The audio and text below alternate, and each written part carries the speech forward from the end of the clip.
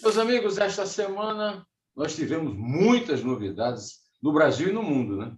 Primeiro, tivemos essa notícia da crise energética abalando a economia, os vetos do Bolsonaro, a nova lei da defesa do Estado de Direito, substituindo aquele prefere, que é a Lei de Segurança Nacional, a retirada desastrada dos americanos do Afeganistão. E eu fiquei numa dúvida. Converso com um economista a respeito dos problemas econômicos, com um cientista político a respeito da democracia, com um jornalista a respeito dessas coisas, não sei o quê, ou sobre o Afeganistão. O que é? Aí eu fui convidado pelo Adhemar Altieri a participar do programa Quatro Ases, da integração escola-empresa, né? E entre os convidados do programa estava o Moisés Rabinovich. Eu disse, rapaz, olha a solução. O cara vai me falar do Bolsonaro, do Biden e do Talibã, tudo ao mesmo tempo. Hein, Rabino? Vou chamar o entrevistado de Rabino, que é a intimidade que nós temos. Desculpe, eu não costumo fazer isso. Deveria chamar o Rabinovich, mas ele chama de Rabino mesmo. Aí eu convidei o Rabino e ele não queria aceitar, porque ele disse, não, mas eu vou falar sobre... Eu só estou lidando agora com assuntos internacionais. Eu disse, não, mas quando eu começar a falar de quem é você, aí todo mundo vai entender que eu realmente estou conversando com um cara que entende do assunto mentira e verdade, do assunto orçamento e, sobretudo, do Oriente Médio, daquele rolo lá e do terrorismo, né? E aí, Rabino? Bom dia, Neumann. Estou aqui graças a você. Não queria, mas está. Olha... Sim, pode ir. O Rabino é um dos quatro ases. Eu não sou um dos ases, eu fui convidado e participei na quinta-feira, às 5 horas da tarde, ao vivo, do programa do Adhemar Altieri, produzido pelo Nil Moraes, ao lado do próprio Rabino, do meu consultor jurídico, o doutor Walter Maierovitch, do Adhemar Altieri e do Humberto Casagrande, do Ciesp, né? Foi aí que eu convidei o Rabino para resolver esse meu problema de não ter que escolher o assunto, falar dos dois assuntos que interessam. O Rabino é carioca. Carioca, tem 76 anos, é isso? 76 anos? Com 75. 75. 76, vou fazer 76 esse ano. E eu tenho uma trajetória de inveja em relação a ele.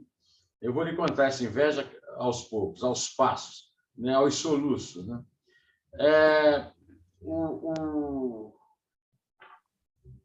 O Rabino deve ser o mais antigo especialista em fake news do Brasil, né, Rabino? O Rabino começou no jornalismo como, Rabino? Para a gente falar de fake news. Eu comecei no Última Hora Mineira, do Weiner. Né? E fake news, né? Fake news, né? Mas você não foi à última hora reclamar de uma mentira? Comecei com uma mentira, porque eu era um arqueólogo amador, e meu grupo tinha descoberto um crânio em Lagoa Santa, em Minas, que tinha 10 mil anos, segundo os testes de carbono 14. 10 mil anos mudava a história pré-colombiana de Minas. Foi lá um repórter da Última Hora e decidiu que o crânio tinha 1 milhão de anos. E ele mudava, então, a história do mundo. Todas as organizações internacionais começaram a ligar para o colégio que eu estudava, que era o patrocinador do grupo de arqueologia, querendo mais detalhes. E então eu fui designado para ir à Última Hora desmentir a notícia. Eu cheguei lá com vários livros debaixo do braço, tinha um balcão, joguei os livros no balcão e falei, até hoje me lembro, exijo a verdade a bem da ciência. Aí o repórter tremeu lá, porque estavam todos visíveis, né? Me levaram ao Zé Weiner. O Zé Weiner disse para mim, olha, senta numa das cadeiras ali e escreve. Eu escrevi e entreguei para quem estava do meu lado, que era Alberico Souza Cruz. E depois foi diretor de jornalismo da Globo. Da Globo, E aí o Alberico falou assim, você não quer ser repórter de polícia aqui? No dia seguinte, eu estava reportando para a Última Hora como repórter policial. E nunca mais saí de jornal. Tinha 16 anos. Meu pai teve que assinar carteira de trabalho. O que é que você estava fazendo em Minas, se você nasceu no Rio? Meu pai resolveu que Minas seria melhor para os negócios dele. Ele tinha fábrica de móveis. E foi assim, saímos do Rio, eu estava com 12, 13 anos, e depois saí de Minas para São Paulo, e de São Paulo para o mundo, né? De São Paulo para o Oriente Médio. Rabino, o que prova que esse negócio de mentira, o Bolsonaro pensa que foi ele que inventou, mas não foi não, né? É mentira, desde a serpente de Eva, mas passando pela Lagoa Santa, né? Mas, olha, eu trabalhei num outro jornal, paralelo à Última Hora, que tinha muito mais fake news, mas era engraçadíssimo, que era o binômio do Zé Maria Rabelo. Então, ali a gente... Era impressionante o que o jornal publicava. Publicava os endereços de todas as casas de prostituição de Belo Horizonte, com seus preços, e tinha alguém que até indicava quem eram as melhores. A gente levava o livro de uma mulher que dizia ter sido amante do Magalhães Pinto e colocava na frente do Palácio da Liberdade e fotografava. Era sempre uma alegria o jornal. Eu não podia trabalhar em 2 jornais. Então, o editor do Binômio, na época, decidiu que ia me dar um pseudônimo e que ninguém saberia que era eu. E ele colocou lá, na primeira matéria que eu publiquei, Moshe Arabinovski, que era o Mário Rola na época, e fez isso. Eu também usei esse expediente, viu? Eu trabalhava na Folha e escrevia crítica de TV no Estadão. E aí eu usava o pseudônimo também, muito assim, secreto, J.N. Pinto. Na Folha eu era José Neumann Pinto e no Estadão eu era J.N. Pinto. Quando eu fui para o Jornal do Brasil, o Walter Fontoura, que você conheceu bem, disse para mim, não dá para... Bota o pseudônimo melhor. Eu usei Paulo Maia, fiquei conhecido crítico de televisão como Paulo Maia. Mas eu queria dizer que eu tenho 2 invejas. Em Campina Grande, na minha adolescência, nessa época, eu era leitora diário do Última Hora, lia lá o Nelsinho Mota, aquela turma toda que escrevia no Última Hora. Eu nunca trabalhei no Última Hora, apesar de ter trabalhado na Folha, quando o Samuel Weiner dirigia o Última Hora do Frias, no prédio ao lado. Mas eu não trabalhei. E depois o seguinte, o Binômio, do qual o Rabino está falando, também é um jornal mitológico da imprensa alternativa no Brasil. Grande, quer dizer, o Rabino é pioneiro da imprensa alternativa contra a ditadura, antes da ditadura. Lembra que o general foi reclamar no Última Hora, o general Punaro Bley foi reclamar no Binômio uma matéria que tinha sido publicada. Zé Maria Rabelo deu um soco no olho dele. E aí o jornal foi empastelado em seguida. E nunca mais saiu. E ele fugiu, né? Ele foi embora e se tornou um ótimo livreiro em Paris. Ele estava em Paris, ia lá na livraria dele e tinha lá livros brasileiros. Em 1966, o meu querido amigo Murilinho Felisberto fez uma rapa nas redações de Minas para a redação do Jornal da Tarde, que tinha sido criado a partir do suplemento de esportes do Estadão pelo Mino Carta, mas quando o Mino Carta foi criar a Veja, o Murilinho assumiu o Jornal da Tarde, o Murilinho andava com todas as revistas de design do mundo e criou um jornal maravilhoso. Quando eu cheguei em São Paulo, o meu sonho era trabalhar no Jornal da Tarde. No fim, até eu consegui trabalhar, mas não naquele Jornal da Tarde, que eu lia, por exemplo, as reportagens de Fernando Moraes, não me lembro mais quem era o parceiro. Eu acho que era Eduardo Portela. Fernando Moraes e Eduardo Portela, foi o Mesquita considerava o melhor repórter que passou pelo Jornal da Tarde.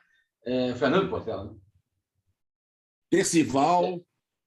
Percival, não, mas era uma reportagem que eles fizeram na BR-230, na construção da Transamazônica, um clássico da reportagem. Né? Ganhou o prêmio ESSO. Prêmio ESSO. Então, depois eu fui para o Jornal da Tarde, mas não nessa. Mas o Rabino ficou lá até 2013, até 2003, é isso?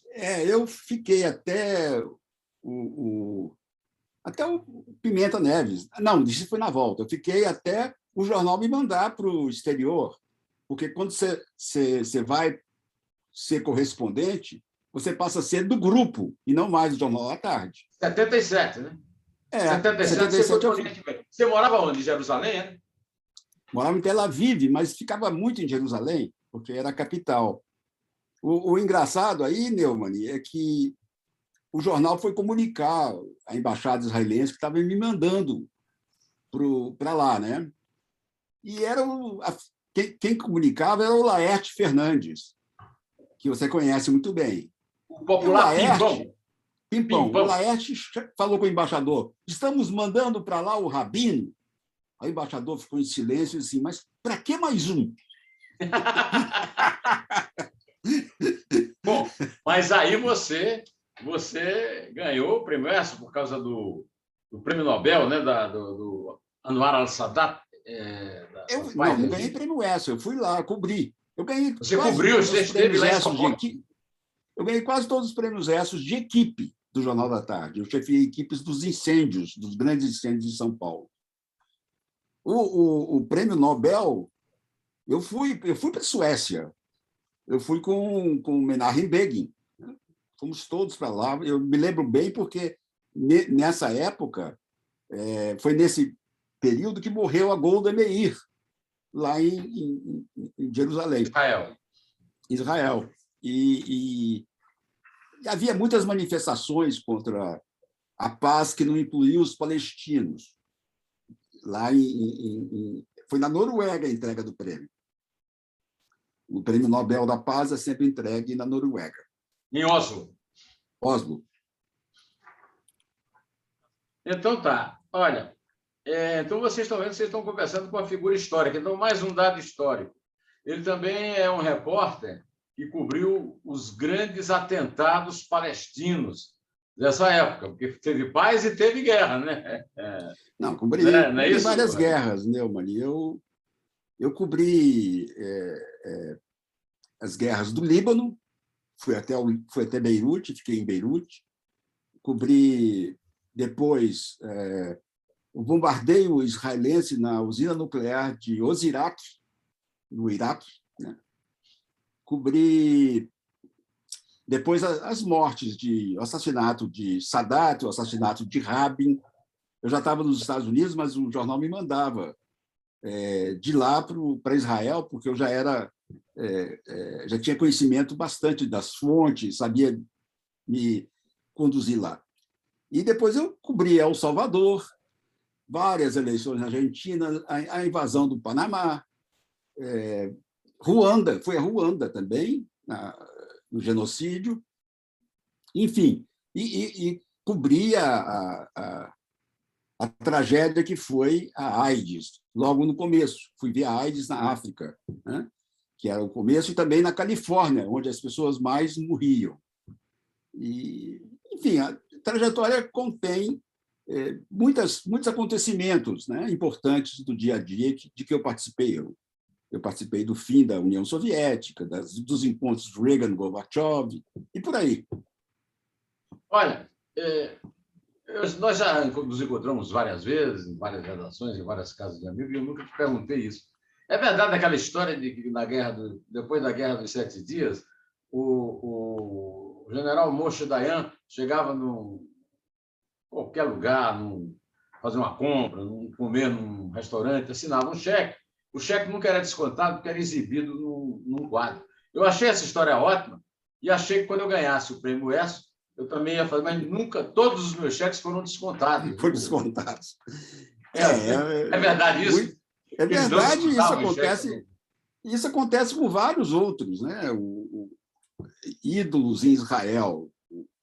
Havia o presidente Yitzhak Rabin, havia o presidente Yitzhak Navon, que também convidava a gente para almoçar e depois o cheque dele ficava pendurado na parede como Troféu. Ele esteve aqui, né? Como na Espanha é cheio de bares com aquelas placas. Hemingway sentou aqui. Tem um que diz assim: Hemingway nunca esteve aqui. Eu vou diferenciar dos outros. Olha aqui. Aí é o seguinte: nessa época, eu estava no Jornal, eu tinha trabalhado na Folha de São Paulo, estava no Jornal do Brasil, cobrindo a greve do ABC. E na greve do ABC, que você acompanhou lá do exterior, né? Eu acompanhei um movimento aqui bastante original naquela época, que eu não sei se você se lembra disso, o presidente da Fiesp era o Teobaldo de Nigris. Então, a Fiesp era ligada a tradições muito antigas, aí foi trocado pelo Luiz Eulário Bueno Vidigal, de família tradicional, quatrocentona, mas que levou para lá o Cláudio Bardella, o Paulo Francini, né? Uma turma de empresários para a Frentex. E aí depois tudo voltou. Eu, inclusive, encontrava, às vezes, o Francini. Eu estava Bardella na casa do André Matarazzo, quando eu ia almoçar lá, e encontrava o Francini na reunião do Conselho de Economia, para o qual o Delfim, que era o presidente, me tinha convidado. Mas aí essa turma, apesar de ainda ter influência na Fiesp, está sendo dominada por gente que não tem nenhuma expressão, como é o caso do Paulo Scaff. E o Paulo Scaff acaba de protagonizar um episódio grotesco. Um documento a favor da democracia, elaborado na Federação Brasileira de Bancos, FEBRABAN, caiu na mão dele e ele negociou a não divulgação do documento com o Arthur Lira, presidente da Câmara. Você acompanhou esse fato que você está agora acompanhando aqui. Mas você... O que é que você sentiu quando você se lembrou, certamente, dessa época em que o Luiz Vidigal assumiu a presidência da Fiesp, a Fiesp esteve na frente da negociação com o Lula, a Fiesp, de certa forma, é uma espécie de avalista, a Fiesp daquele tempo, né? do crescimento da liderança sindical, dos metalúrgicos. Né? Como é que você encara isso? Você encara isso como uma decadência da Fiesp, como um caso específico que vai mudar agora o presidente no começo do ano e, quem sabe, a Fiesp volta a essa tradição democrática do tempo do Simons, assim, né? Eu acho que não é a Fiesp, é o Scaff. Ele que decidiu sozinho, né? Como se diz no Supremo, monocraticamente, não divulgar. Sem ter esse poder. Não divulgar o manifesto, dizendo que tinha que buscar mais assinaturas, né? Na verdade, Neumann, eu acho que ele quer ser o indicado governador, candidato a governador de São Paulo ano que vem. Mas ele deu um passo em falso, ele se tornou o pato que ele colocou diante da Fiesp, né? Dizendo que somos todos pato. Ele que está sendo. Ele, 17 anos na Fiesp, ele acaba melancolicamente, eu acho. Ele muito melancolicamente. Até porque o Bolsonaro não vai apoiá-lo para o governo de São Paulo. Né? E as chances dele de ser governador são mais ou menos iguais às minhas e às suas. Né? Melancólico o fim do Scaff e por decisão dele próprio. Né? Não acho, ele não envolveu mais a Fiesp como um todo. Ele foi para frente sozinho e não contou para ninguém. E o Bolsonaro deve ter pensado assim, então esse cara é mais burro do que eu não vou apoiá-lo para governador, ele vai ficar muito perigoso. Né? E o que é certo é o seguinte, hoje, você já leu certamente os jornais, muito embora você prefira os jornais do resto do mundo, mas os jornais estão dando, os banqueiros dando uma porrada nessa decisão, até porque ficou uma coisa ridícula, porque no dia seguinte, que seria divulgado o texto do manifesto, o manifesto foi publicado. Sem o Scaff. Sem o Scaff e um bom manifesto, né? Um manifesto. Aliás, um bom manifesto, apesar de não citar o nome do Bolsonaro, é um manifesto corajoso e é um manifesto que representa realmente um pensamento da sociedade brasileira que está de saco cheio dessa expectativa de golpe e é a favor da democracia. Né? Essa farsa quer dizer, o Scaff virou uma espécie de falsário do documento. Né? Mas aí vem uma nova conversa. Vem agora a minha lembrança, e você é mais velho do que eu tenho 70, né? Você deve lembrar até melhor do que eu do banqueiro Mário Simonsen, que era amigo do João Goulart e que foi severamente alijado de suas empresas, da TV Excelsior, da Paner do Brasil, que é até tema de música do Milton Nascimento, por causa da sua militância democrática na época da ditadura. E os militares pegaram para valer nas empresas dele, não o levaram à falência. Mas tem até um documentário interessante a respeito da Paner do Brasil. Né? Então, acho que, de certa forma, a Febraban hoje está resgatando o legado do Mário Simonsen, não é verdade? Eu acho. O Simonsen escreveu aquele Lanterna de Popa, né? Hein?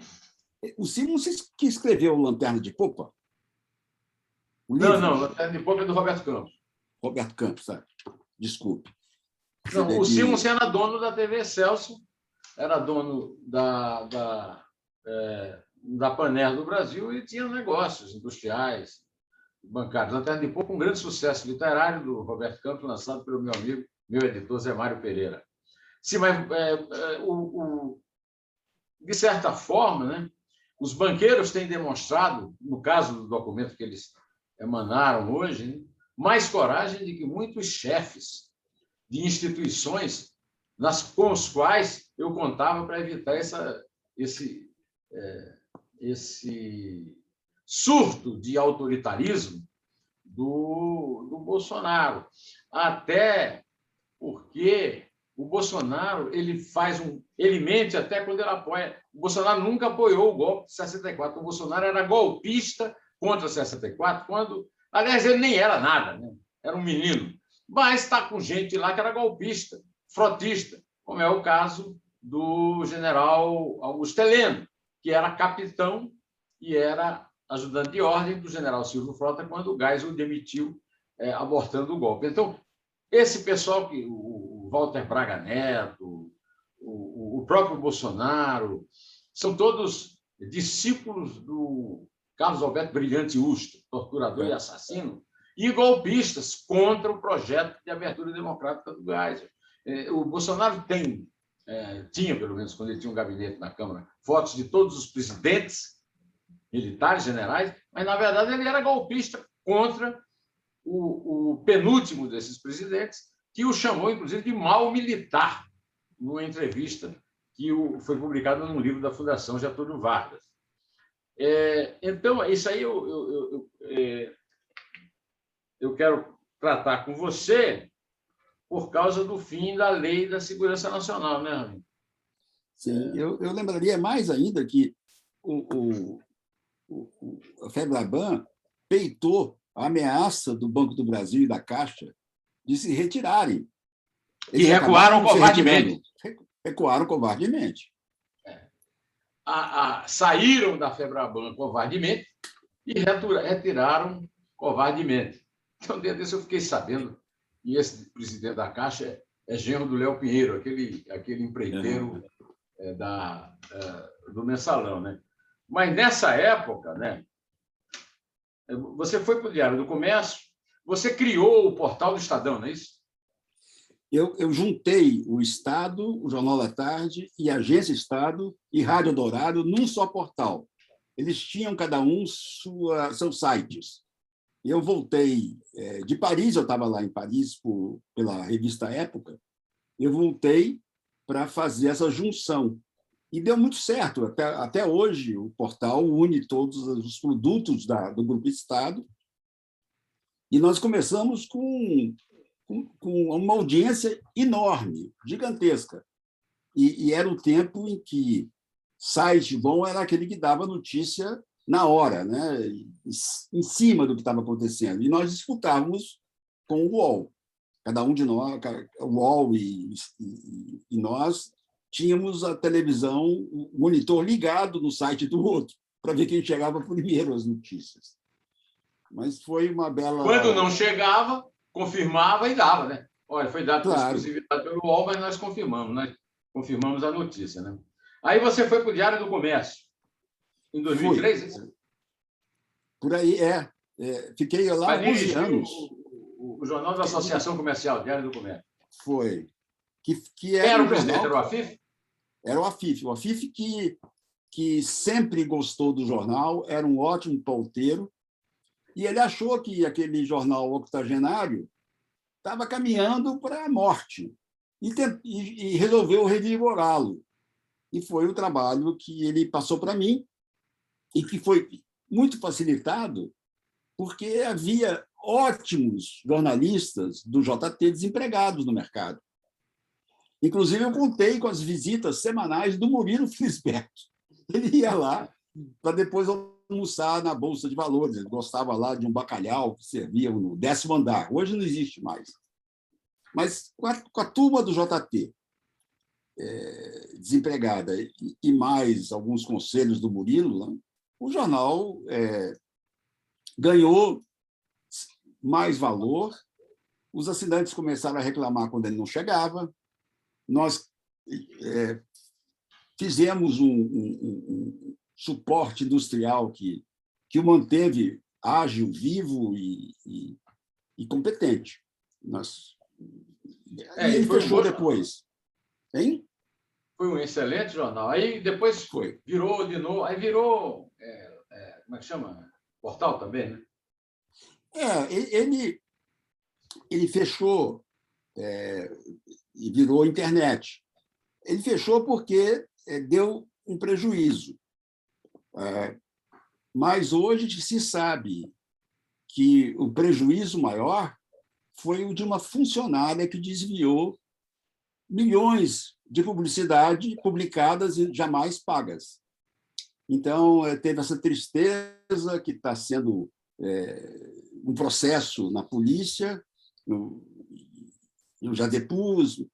Enfim, ninguém sabia que uma funcionária da tesouraria não pagava os anúncios que a gente publicava. E eram anúncios grandes, eram anúncios de edições especiais também. Enfim, foi uma pena. Os balanços a gente tinha a exclusividade dos balanços do Bradesco, que eram, quando saíam, quase 40 páginas, imagina. Hoje eles foram para o valor. Né? Nesse tempo, eu estava sendo eu sempre fui muito chateado com o fato da democracia na qual nós vivemos conviver com manifestos anuais dos comandantes militares a favor do golpe, comemorando o golpe de 64 no dia 31 de março, e com a vigência da Lei da Segurança Nacional. Então, eu achei que eu devia comentar com você, que você também já estava no Brasil nessa época, né? Não apenas isso, mas também o fato de que agora, no momento mais impossível, né, a Lei de Segurança Nacional caiu no governo Bolsonaro, que reunia aquela turma na Paulista a favor da volta da ditadura. Em vez da ditadura voltar, a Lei da Segurança Nacional foi para o lixo da história, né? Graças a Deus. Eu só espero que no dia 31 de março que vem não tenha novas comemorações do golpe por comandantes do Exército, ministro da Defesa, etc. O Bolsonaro sancionou a Lei de Segurança Nacional, a Lei do Estado, a Lei da Defesa do Estado de Direito no lugar da Lei de Segurança Nacional. É uma coisa histórica, não? É histórica. E você sabe que os vetos dele saíram hoje em vários jornais do mundo, né? Eu acabo recebendo um clipe do que do Brasil foi notícia lá fora. E os vetos dele hoje estão publicados em vários jornais. Em Portugal, principalmente. O Portugal teve o Diário de Notícias, Bolsonaro revoga a lei da ditadura, mas veta a punição e divulgação de notícias falsas. Já o jornal Expresso diz o seguinte: Bolsonaro pede bom senso para não entregar Brasil aos índios. Pois é, o primeiro veto é o veto, quer dizer, não o primeiro veto na ordem lá dentro da lei, mas o primeiro veto em termos de importância é o veto à mentira, à fake news.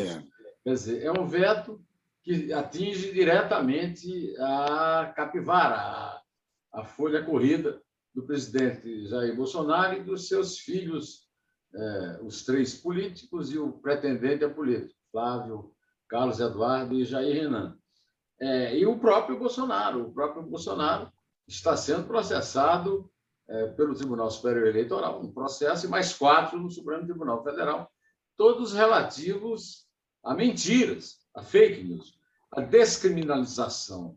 Quer dizer, a criminalização da mentira prevista na lei nova, ao ser vetada, ela mostra claramente uma coisa absurda, que é um presidente da República usar da prerrogativa de veto para se beneficiar penalmente. O que você tem a dizer sobre essa contribuição que o Brasil dá à história do mundo? Eu não compreendo, francamente, porque eu fico vendo, até o Donald Trump tinha uma turma por trás dele, o staff da Casa Branca, que se negava a ir adiante em algumas coisas que ele loucamente queria fazer. Então, ele queria uma parada, um desfile militar. E os militares disseram, não, nós não fazemos isso. Aí, nunca fizemos. Ele queria tanques, mísseis, aviões passando. Lembra até o Bolsonaro. E lá não teria fumaça, né? Lá seria um armamento dos mais modernos.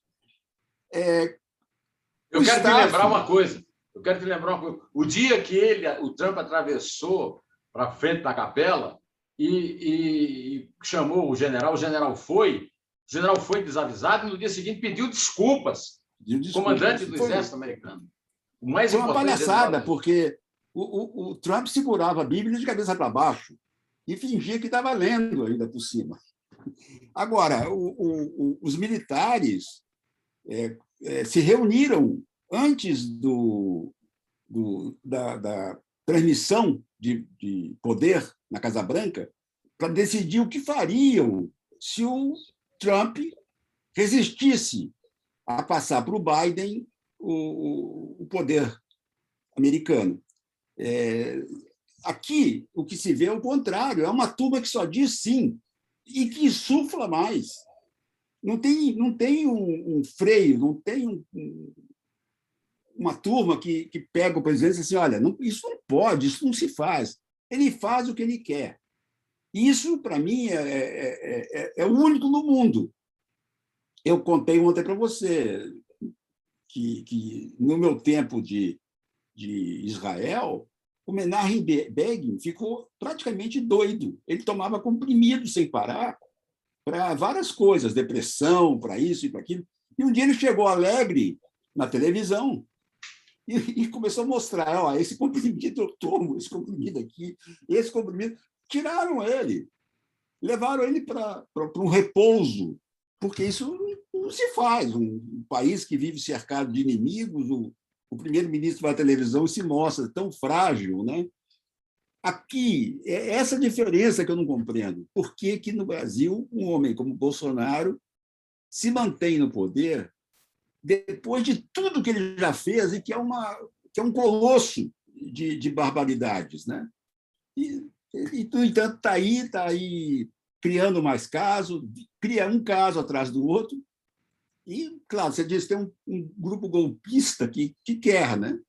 Mas o staff, tinha que ter um staff permanente no Palácio do Planalto, como tem na Casa Branca, profissional, que chega no momento e diz assim, basta, eu não vou adiante com isso, eu não faço isso. E começa a se demitir. No fim de Trump foi uma demissão quase que todo dia, porque ele estava querendo que a justiça se dobrasse ao poder dele. Isso não se faz. As pessoas pensam no país e não no poder de um homem só. Rabino, eu me lembrei agora de um episódio com o Begin, com Isaiah Berlin, um dos intelectuais judeus que mais eu respeito. O Isaiah Berlin foi a Jerusalém e, quando o Menachem Begin, que era primeiro-ministro, estendeu a mão para cumprimentá-lo no hotel Camp David, o Isaiah Bergman disse na cara dele: não vou apertar a mão do terrorista que explodiu uma bomba nesse lugar. No hotel mesmo. E que explodiu mesmo. E isso é o que está faltando no Brasil hoje. Não precisa nem explodir bomba nenhuma. Precisa simplesmente fazer andar rapidamente um processo de impeachment. E eu acho que esse crime do Bolsonaro, vetar a favor dele e dos filhos, não é um crime de responsabilidade, é de irresponsabilidade. Exatamente. E o que o Arthur Lira está fazendo é um crime também. Hein? O que o Arthur Lira tem feito é também criminoso. Também criminoso. Sentado em 170 projetos de impeachment e depois de ter recebido 11 bilhões para se eleger. Agora o Rodrigo Pacheco saiu dessa, o sócio dele nesse negócio. Também para favorecer um discurso falso. Eu queria que você, como grande jornalista que você também falasse um pouco sobre isso. O uso abusivo da censura, da condenação à censura da imprensa, para defender inimigos da democracia que pregam atentados terroristas. Uma coisa é manifestar opinião, e eu acho, por exemplo, que o Daniel Silveira é um preso político.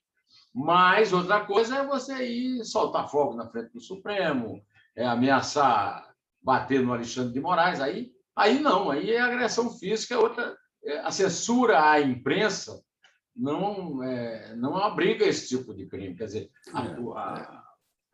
o direito à livre expressão não abriga esse tipo de livre expressão. Ameaçar, nem mentir. O que é que você acha? É a cartilha do Trump tropicalizada. Né? É o Trump tropical. O Trump perseguiu a imprensa. O Trump chegou a ponto de mandar embora da Casa Branca um jornalista que continuou lá, que continuou insistindo. A liberdade de imprensa exige que o jornalista não seja tirado dessa forma por um presidente. Ele não compareceu a nenhum dos almoços de confraternização da imprensa, ele atribuiu todos os males do país à imprensa, ele criou, ou recriou, ou estimulou a Fox News a ser o porta-voz dele, e depois ele criou, depois que ele saiu e foi expulso do Twitter e do Facebook, ele criou um site que saiu do ar por falta de audiência. Não teve nenhuma audiência. E agora eu me lembro, recentemente, o Eduardo Bolsonaro foi lá se encontrar com Steve Bannon. Com? Steve Bannon. O Steve Bannon estava, mas era o dono de uma fábrica de travesseiros que dizia que ia provar com terabytes de informações que o Trump tinha ganho as eleições. Não provou nada, mas o discurso do Eduardo Bolsonaro nessa conferência foi ridículo. Ele disse que o pai dele era o mais perseguido do Brasil. A ladainha da imprensa voltou, né? A imprensa é culpada, isso e aquilo. Eu acho que ele desmoraliza o Brasil e que a embaixada do Brasil nos Estados Unidos deve se esconder nesses momentos que ele vai para lá, porque ele se une às piores pessoas, ao Steve Bannon, que está de volta. O Washington Post está com um especial sobre ele, a vida dele toda. E o grande amigo dele, Olavo de Carvalho, está aqui no Brasil, né, internado. Você trabalhou com o Olavo de Carvalho lá na redação do Jornal da Tarde ou você já estava no exterior quando ele trabalhou lá? Não, trabalhei com ele no Jornal da Tarde e depois, quando ele tomou essa proeminência, né, na política brasileira, eu o entrevistei. Foi talvez a primeira entrevista com vídeo em que fiz todas as perguntas e ele não respondeu com nenhum palavrão, ele tentou responder com tranquilidade e muito precavido. Essa entrevista deu mais de 500 mil visualizações, não por mim, mas por causa dele. Ele tem uma audiência enorme na internet, né?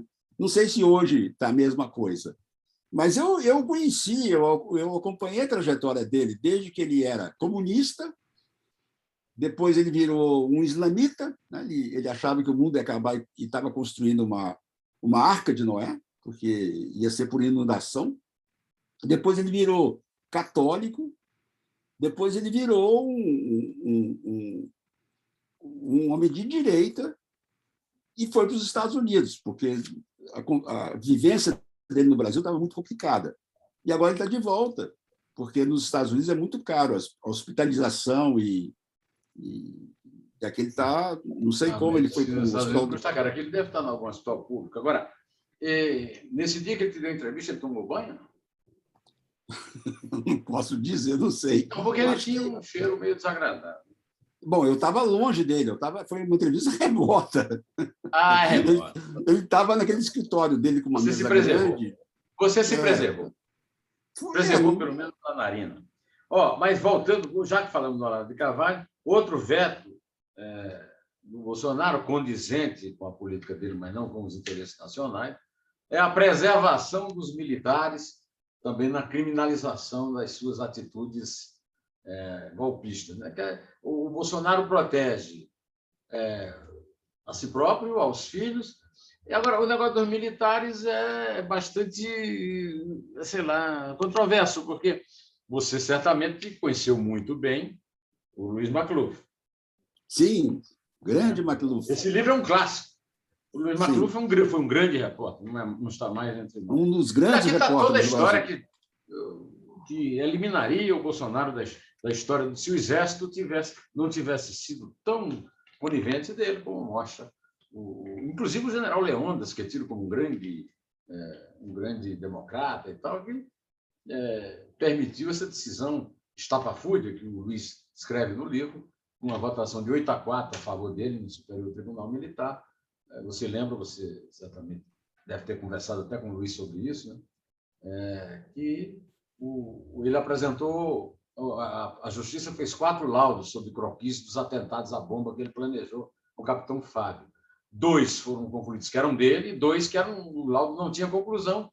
Deu o Superior Tribunal Militar, numa decisão histórica do ponto de vista do desastre, né, da safadeza, vitória a ele por 2-2.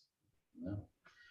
De qualquer maneira, sabe-se que a forma como o Exército tratou não foi uma forma para ele endeusar tanto, ao contrário.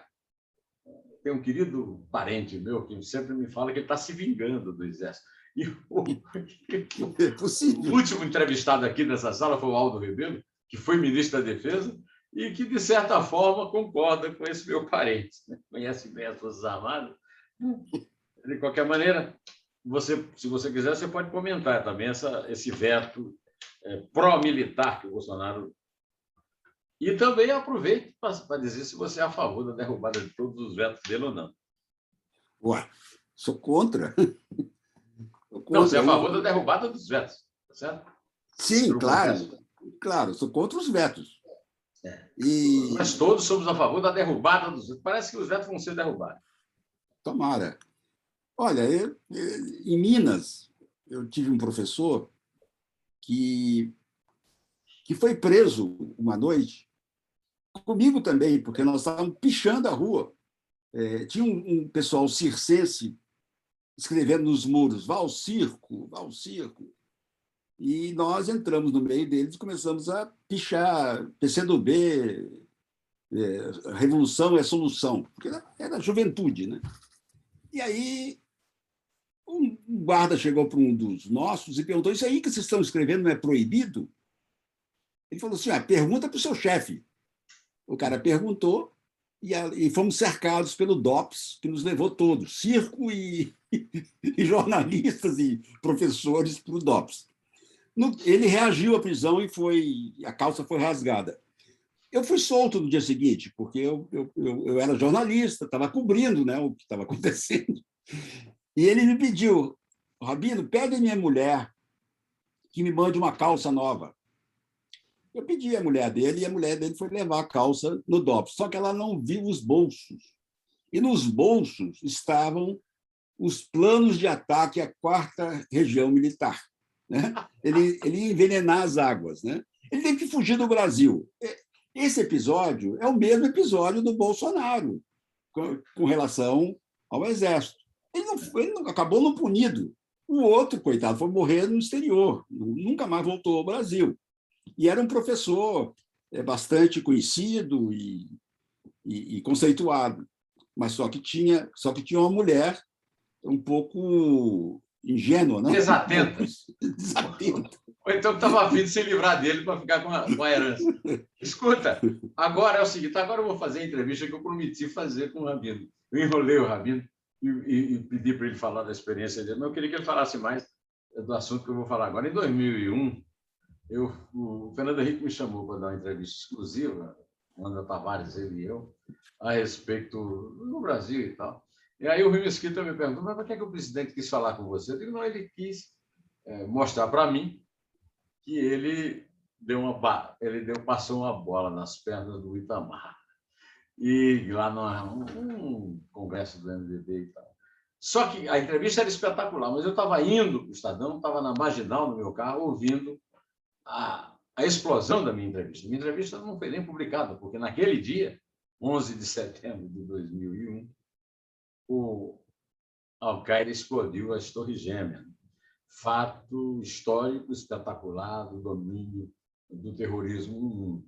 Você, como um experiente repórter que cobre terrorismo, me conta, primeiro, uma experiência como essa que eu contei. Onde você estava, como você ficou sabendo da explosão das Torres Gêmeas e qual a importância desse atentado organizado pelo Bin Laden na mudança do clima em relação ao terror no mundo.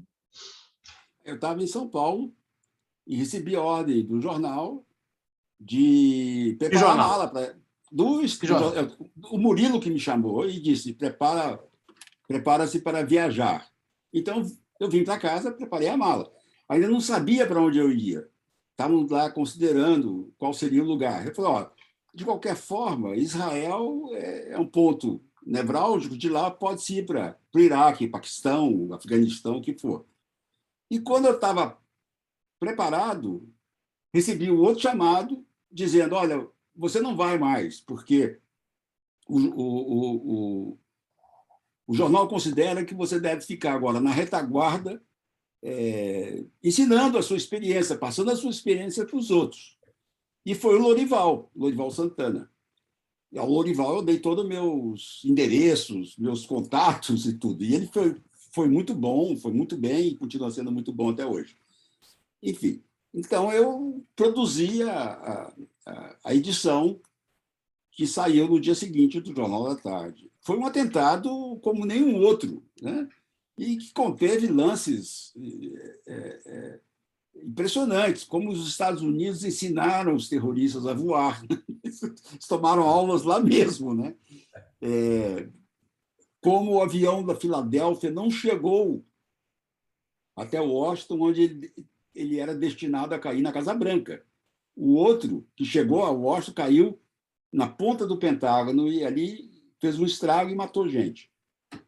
Olha, o Bush ficou voando, né? Tiraram ele da Casa Branca e ele ficou voando sem saber para onde ia, ninguém sabia o que mais podia acontecer, né? Esse atentado foi o maior de todos os tempos e marcou um divisor de águas, né? A vingança dos Estados Unidos foi atacar o Afeganistão, do qual agora saiu. Expulsou o Talibã quando chegou e saiu com o Talibã no poder outra vez. Matou Bin Laden. E a guerra deveria ter parado aí, 10 anos, há 10 anos atrás. Mas não, prosseguiu e continua. Arrasou o Iraque, criou o Estado Islâmico praticamente, porque os dissidentes foram se reunindo e lá entre a Síria e o Iraque acabaram se juntando e criando o Estado Islâmico, que foi uma barbárie também. A gente cansou de ver gente degolada. Eles apresentavam a pessoa e degolavam em seguida os estrangeiros que eram presos. E agora com a saída dos Estados Unidos do Afeganistão, porque o Biden diz que o terror agora deve ser combatido com operações cirúrgicas, né? Vai lá um drone e mata o cara. Desde que ele Aí mata saiba, uma família, de 10 pessoas, 7 crianças. 10 pessoas. Ele matou antes com drone um líder do ISIS-K, né? Que era o ISIS de Khorasan, que é uma localidade e se coloca contra o Talibã, que é o senhor do Afeganistão agora. Vai ser... O Biden porque queria comemorar o 11 de setembro agora, dizendo: eu tirei as tropas americanas do Afeganistão. Ele está sofrendo bastante por isso, porque, primeiro, ele não coordenou com os aliados e com a OTAN. Então, de repente, todo mundo tinha pressa em tirar os seus cidadãos de um país que ia ser entregue para o Talibã. Os europeus estão querendo agora formar uma força independente que cuide da Europa e não dependa mais dos Estados Unidos. O Biden não tem vontade nenhuma de se tornar o xerife do mundo, como até agora os Estados Unidos foram. Qualquer coisa, os Estados Unidos ia lá e matava, arrancava, tomava conta do país, queria incutir nos países conquistados ou ocupados a cultura americana, que nunca vingou no Oriente Médio, nem pode vingar. Então, você vê esse atentado de 2001, 20 anos depois, ainda tem consequências visíveis, né? Agora nós temos afegãos em todo o mundo tirados de lá, são mais de 100 mil. Os países vão ter que absorvê-los. E tem aí organizações terroristas que acham que, sem o Afeganistão ocupado, eles podem proliferar. O Afeganistão é um terreno fértil para a criação de organizações terroristas. Hoje teve um atentado. Mas vamos falar nele, mas antes disso, nós vamos falar lá na Nova Zelândia, mas antes disso, eu queria que você me falasse exatamente isso. Quer dizer, na verdade, os Estados Unidos já tinham que ter se mancado desde a derrocada do Vietnã.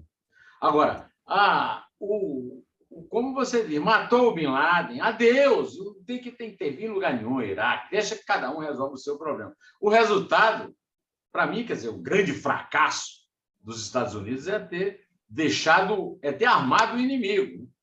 Eles chegaram e entregaram todos os seus equipamentos militares sofisticadíssimos a um grupo bárbaro e primitivo que não apenas vai mandar e desmandar naquele país e fazer coisas horrorosas, como assombrar o mundo com terror, né? Aliás, os inimigos deles estão assombrando com o terror, porque o terror voltou, né? O terror voltou no aeroporto, o terror voltou nos drones que os americanos jogam em cima das famílias afegãs, que tem nada com isso, né, com a incompetência dela. Agora, eu queria saber de você o seguinte: basicamente, na sua opinião, o que manteve os Estados Unidos no erro foi mais arrogância ou incompetência ou falta de informação? Eu acho que foi uma mistura, mas principalmente arrogância, principalmente essa importância que eles se dão em corrigir o que eles acham errado no mundo. Eu vou lembrar de um outro episódio que é parecidíssimo com o que aconteceu ao Talibã. Os Estados Unidos armaram o Shah da Pérsia, né? O Irã, sob o domínio do Pahlavi, né? Do Shah Pahlavi, da clã Pahlavi, era o país mais bem armado do Oriente Médio. Os vizinhos chamavam o Irã, da época, de cão policial dos Estados Unidos no Oriente Médio. Aí veio o Ayatollah Khomeini do seu exílio da França, e esse exército não fez absolutamente nada. E o armamento... Enquanto eles armavam o Shah, a França abrigava o Khomeini. O Ayatollah Khomeini. Então, de repente, os iranianos, todos fervorosos, fiéis do Ayatollah Khomeini, pegaram as armas mais modernas que tinham no Oriente Médio. É a mesma coisa que aconteceu com o Talibã agora. O Talibã está voando, sabe com o quê? Com aviões da Embraer. É engraçado isso. Doado pelos americanos. Doado pelos americanos. Estão agora combatendo uma rebelião com esses armamentos, né? Veículos de transporte de tropa, aviões, um helicóptero que acabou sendo tirado do solo, porque ninguém sabia pilotar entre os talibãs, mas o exército que aderiu tinha lá seu pessoal, né? Saiu um avião, um helicóptero anteontem por Cabul, levando a bandeira branca dos talibãs para todo mundo comemorar, enquanto que nas ruas desfilava os veículos deixados pelos Estados Unidos. Aí tem também uma coisa que nós precisamos levar em conta, quer dizer, a incompetência não é uma jabuticaba, não é só o Bolsonaro que é um governante incompetente no mundo.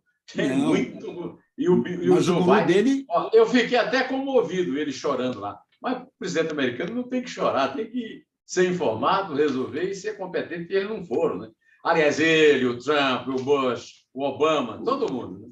O guru do Bolsonaro, o Trump, fez um acordo com o Talibã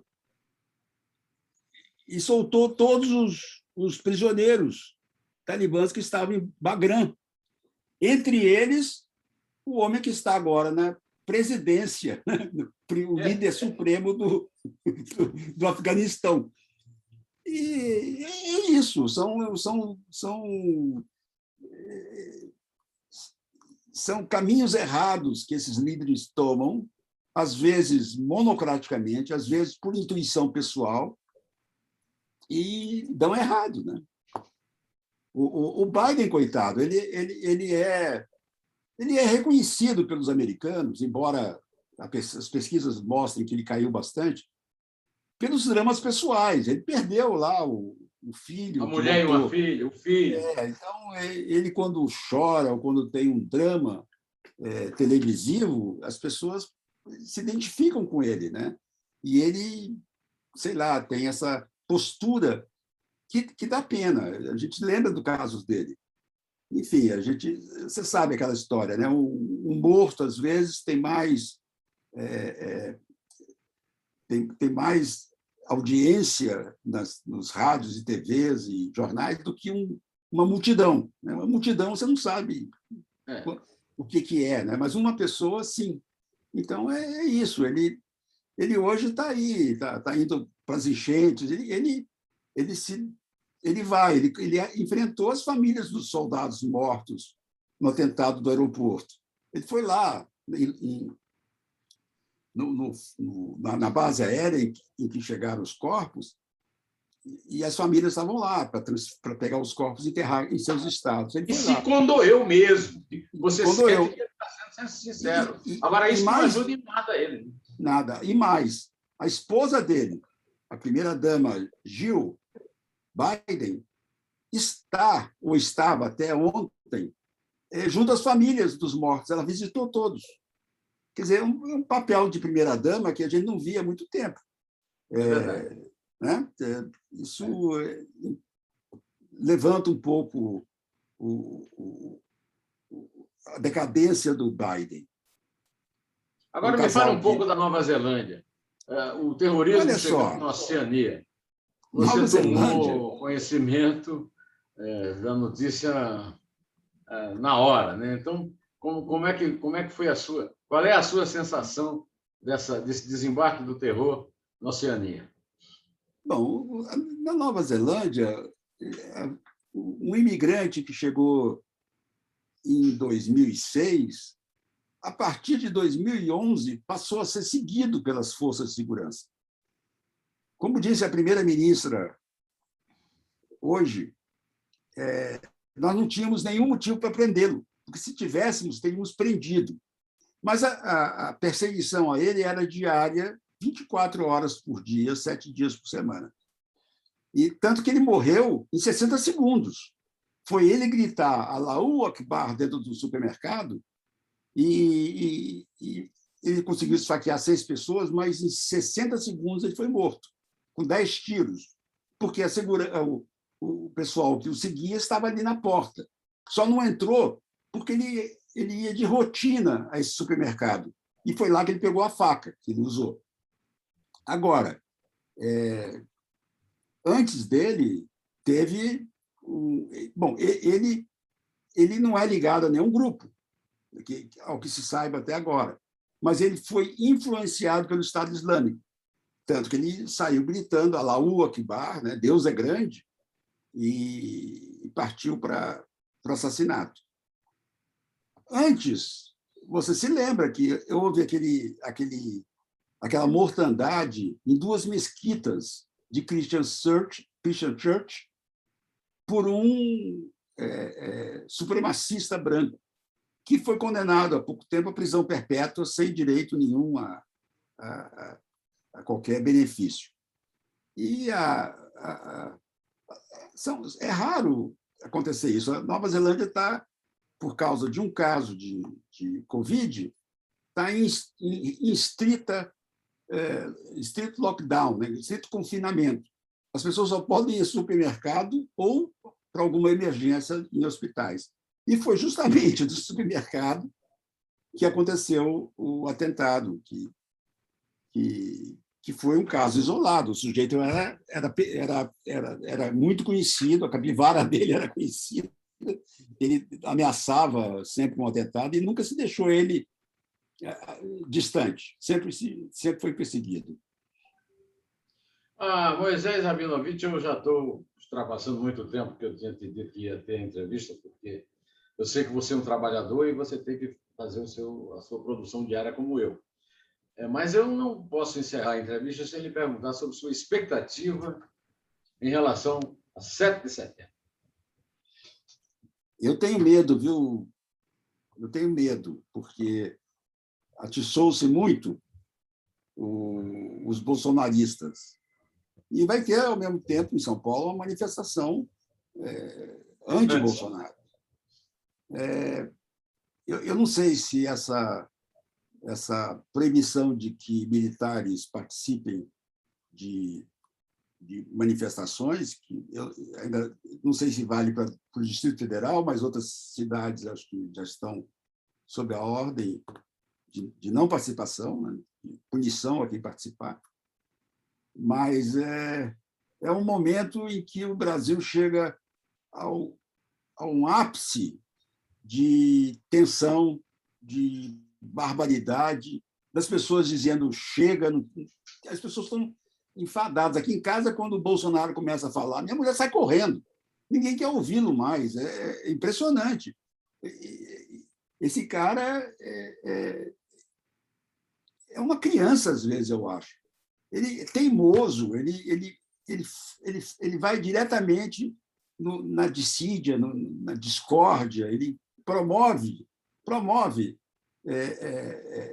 o bolsonarismo que atiça todos os lados, né?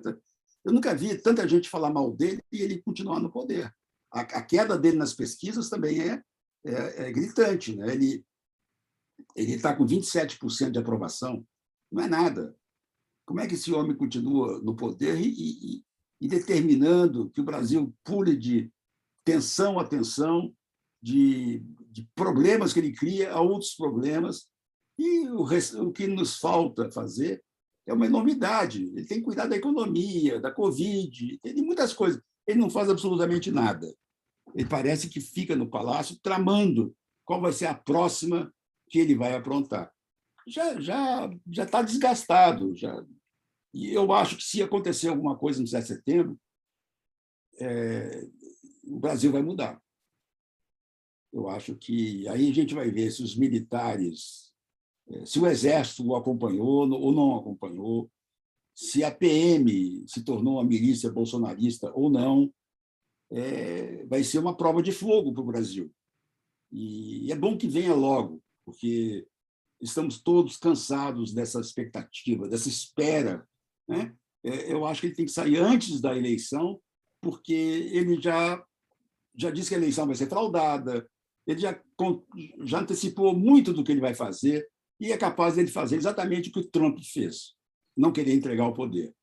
E aí seria muito pior. É melhor que se tiver que acabar, acabe agora, 7 de setembro, que ele faça um descalabro que o tire do poder, ou uma situação aconteça que o Brasil estarrecido, diga para ele, saia, vá embora, que não queremos mais, e que todos compreendam isso e passe a governar no seu vice, né, o Mourão, até as eleições. Eu escrevi quarta-feira dessa semana um artigo no Estadão, né? Bolsonaro não é louco, é um estúpido coerente. E termino dizendo, chega, basta, tchau, show. É assim que... Eu te peço que me diga show também para eu ir embora, mas antes, se você quisesse ter falado alguma coisa que eu não perguntei, pode falar agora. Fale agora, fale qualquer outra hora que você quiser. Eu só fiquei no final com a imagem de precipício. A gente está num precipício, à beira do precipício. Vamos ver se não somos empurrados e se resolvemos logo essa situação. É isso, Neumann. Agradeço muito você ter me convidado. É uma honra estar com você. É uma honra ter você, meu companheiro que eu sempre respeitei, que eu sempre invejei e que eu nunca consegui imitar. Moisés Rabinovich, grande abraço. Outro para você, Neumann. Obrigado. Eu que agradeço.